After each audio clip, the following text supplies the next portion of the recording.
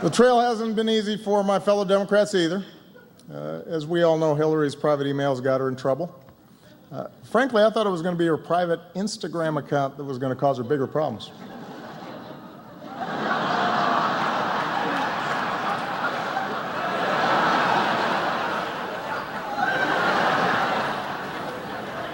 Hillary kicked things off by going completely unrecognized at a Chipotle.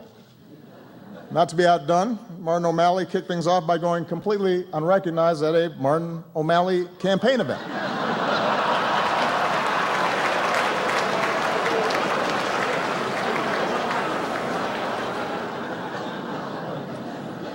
And Bernie Sanders might run.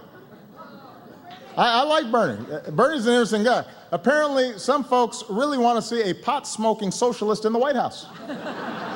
We could get a third Obama term after all. Could happen.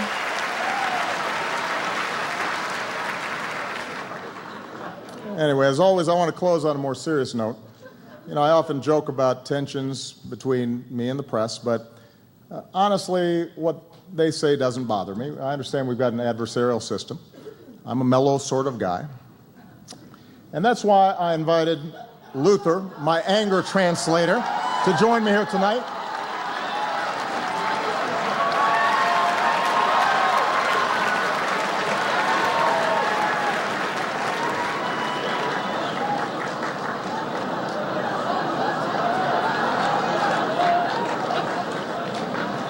Hold on to your lily white butts.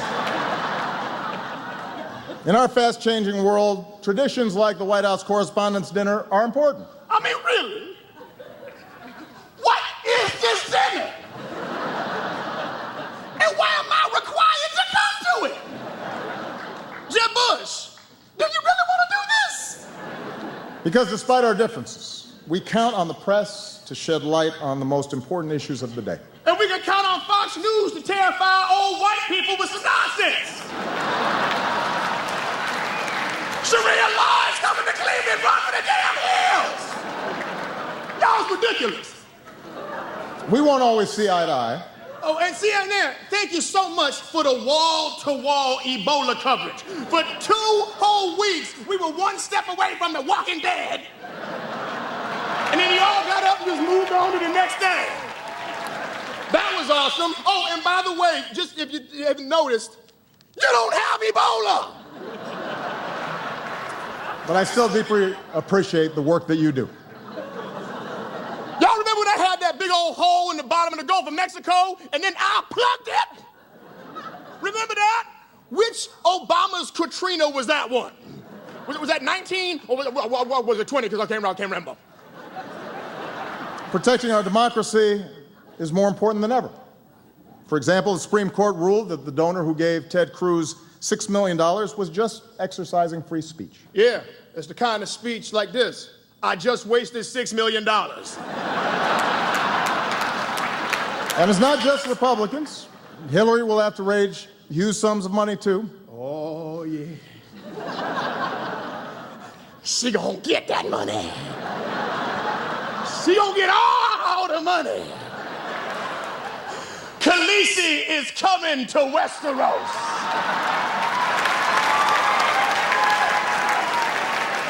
Watch out! Woo! The nonstop focus on billionaire donors creates real problems for our democracy. And that's why we're running for a third term! No, we're not. We're not? No. Who the hell said that? But we do need to stay focused on some big challenges, like climate change. Hey, listen, y'all, if you haven't noticed, California is bone dry. It looked like a trailer for the new Mad Max movie up in there. Y'all think that Bradley Cooper came here because he wants to talk to Chuck Todd? He needed a glass of water. Come on. The science is clear. The science is clear. 9 out of the 10 hottest years ever came in the last decade. Now, I'm not a scientist, but I do know how to count to 10. Rising seas, more violent storms. You got mosquitoes, sweaty people on the train stinking it up. It's just nasty. I mean, look at what's happening right now. Every serious scientist says we need to act. The Pentagon says it's a national security risk. Miami floods on a sunny day, and instead of doing anything about it, we've got elected officials throwing snowballs in the Senate. Okay, Mr. President. Okay, I think I got it, bro. It is crazy. What about our kids? What kind of stupid, short-sighted, irresponsible bull? Whoa! Hey! What? Okay, no, hey.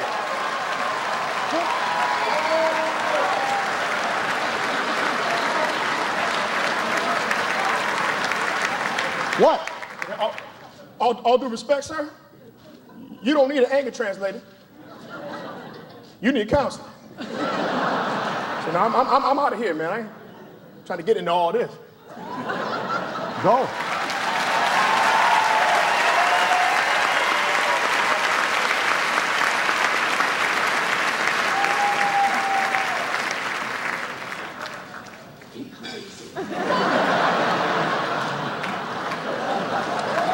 Luther, my anger translator, ladies and gentlemen.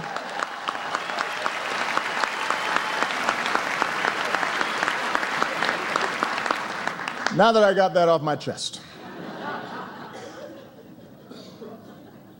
You know, investigative journalism, explanatory journalism, journalism that exposes corruption and injustice and gives voice to the different and the marginalized, the voiceless. That's power. It's a privilege. It's as important to America's trajectory, to our values, our ideals, than anything that we could do in elected office. We remember journalists we lost over the past year. Journalists like Stephen Sotloff and James Foley, murdered for nothing more than trying to shine a light into some of the world's darkest corners.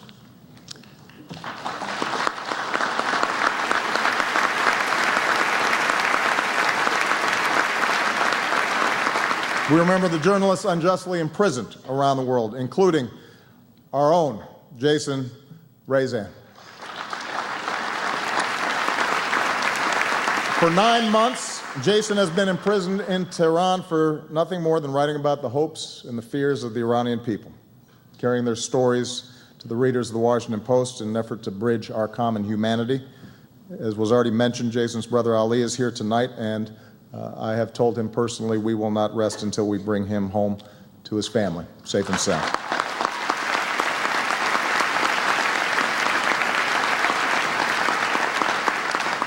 These journalists and so many others view their work as more than just a profession, but as a public good, an indispensable pillar of our society. So I want to give a toast to them.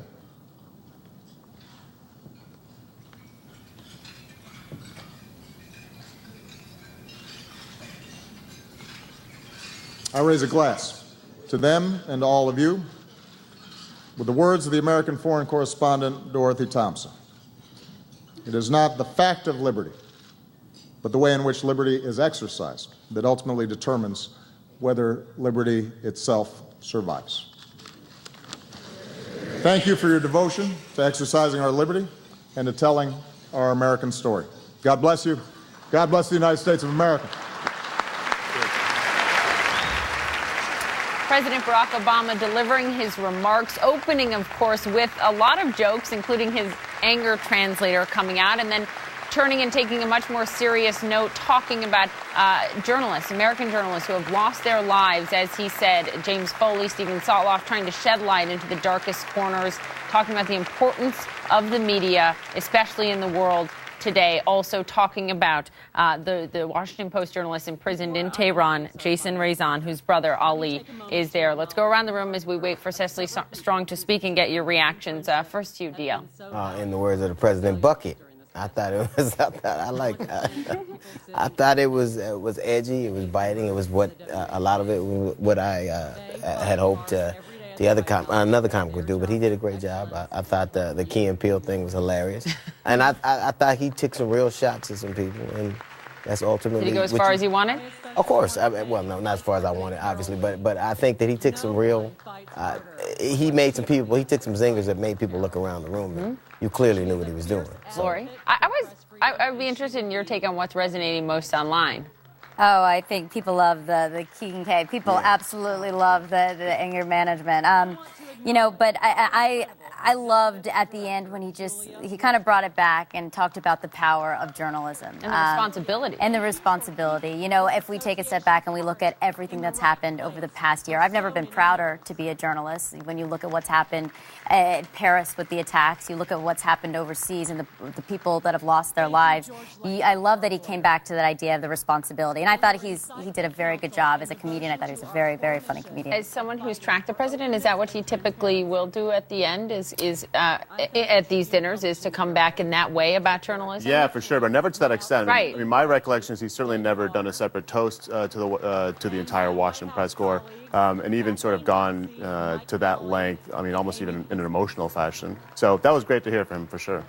It was interesting to me, Earl, how much he focused on campaign finance. Did that strike you? Yes. Actually, yeah. I mean, to talk about money in politics. This is a guy who has raised no small amount of money in his own time. And who's supporting Hillary Clinton, who wants her team has said they want to raise $2.5 billion. Well, exactly. But, to point out that, look, the Koch brothers are going to essentially dub somebody as the leader, at least on the financial side, when it comes to the Republican nomination. That's extraordinary. That is unusual. That deserved some comment, and I'm glad he did mention it. Although I heard Tara saying, well, plenty of money going to the Democrats. Yeah, too. I mean, I thought that it was ironic that the president who raised the most and the most campaign money, $1.3 billion or something like that, was talking about billionaires like George Soros who supported him. But I mean, the president, like I said, he's got good comedic timing. I think some of the shots were very, very biting.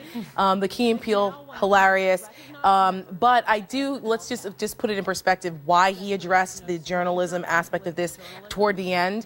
Yeah. Because he's been criticized resoundingly by the White House Correspondents Association for the lack of access and for what's been going on. They also went after his Justice Department, went after James Rosen of Fox News. They were, bugging his parents' emails, for goodness sakes, and investigating leaks. What happened with James Risen? There was a blatant attack, if you want to say, AP, the spying on AP reporters. So these things happened under this administration, and then you had 2 journalists beheaded by ISIS over the summer, and for him not to address that, it was a way of them trying to smooth that over and giving a hat tip because of all of these tragedies that have happened under this administration.